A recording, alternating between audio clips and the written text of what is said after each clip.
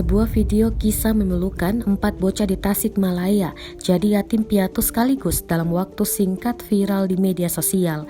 Nasib malang dialami 4 bocah di Tasikmalaya itu lantaran ayah dan ibu meninggal selang beberapa jam.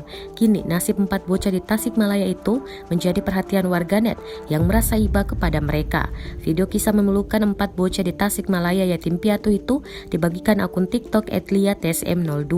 Dalam video viral itu tampak memperlihatkan 2 makam yang terlihat baru disemayamkan. Di sana terlihat seorang anak perempuan sedang berdoa di antara makam tersebut. Suasana pun terlihat semakin sedih saat video menampilkan rumah duka disertai musik syahdu.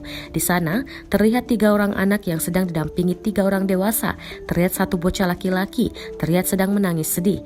Sementara itu adik-adiknya digendong 2 wanita dewasa.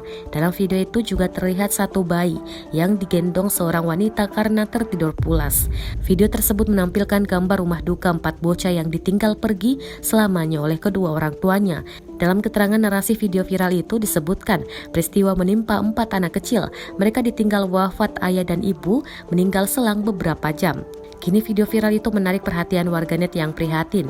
Video itu kini sudah ditonton lebih dari 1,5 juta penayangan. Sejumlah warganet ikut berduka dan bersimpati atas musibah yang menimpa 4 bocah dalam video tersebut.